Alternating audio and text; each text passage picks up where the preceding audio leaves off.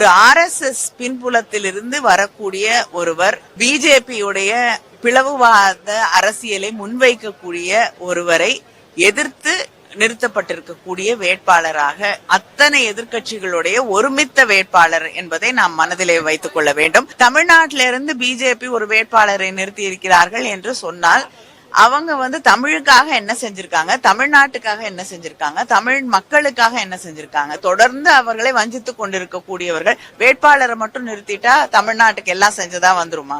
நேற்று அம்மையார் கனிமொழி அவர்கள் கேள்வி எழுப்புறாங்க, ஏன் ஐயா சிபி ராதாகிருஷ்ணன் நீங்க ஆதரிக்கல அப்படிங்கிறதுக்கு.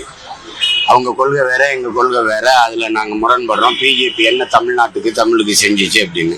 அதே கேள்வி இப்ப நாம இவங்களை பார்த்து கேட்போம்ல, இப்ப நீங்க என்ன செஞ்சீங்க அப்படின்னு. கடந்த காலங்கள்ல நீங்க என்ன செஞ்சீங்கிறத யோசிச்சு பாருங்க. இப்ப நீங்க ஆபரேஷன் சிந்தூர் அந்த போரை ஆதரிச்சு பாரதிய ஜனதாவின் பிரதிநிதியா போய் வெளிநாட்டுல பேசி வந்தது யாரு? அப்ப அவங்க கொள்கை ஏற்புடையா இருந்தது, இப்ப எதிர்ப்பா இருக்குதா, எதிர்ப்புடையதா இருக்குதா என்ன சொல்லுங்க. தமிழுக்கும் தமிழர்களுக்கும் திராவிட முன்னேற்ற கழகம் என்ன செஞ்சிருச்சு? சென்னை தலைநகர்ல அவங்க பாத்துருக்காங்களா? கடற்கரையில நம்ம சென்னைன்னு எழுதி வைக்கப்பட்டிருக்கு. நம்ம தமிழ் இருக்கு. சென்னை எதுல இருக்கு?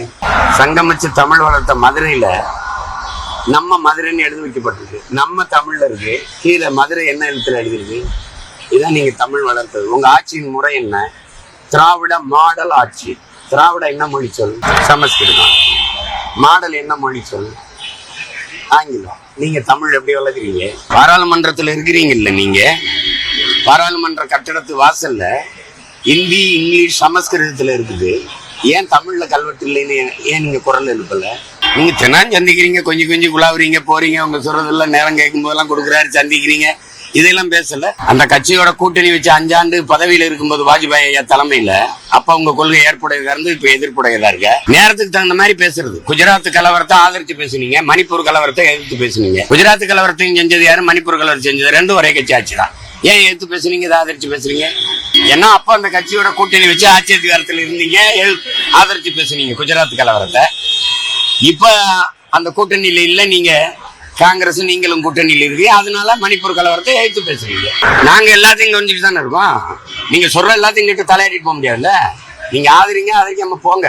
நீங்க ஒரு வேட்பாளரை நிறுத்திருக்கீங்க, அதுக்கு ஒரு நியாயத்தை சொல்றீங்க. என்ன அது உங்க இருப்பா? இப்ப யார் குடியரசுத் தலைவரா இந்த துணை குடியரசுத் தலைவரா எங்களுக்கு ஏதாவது ஆகுது?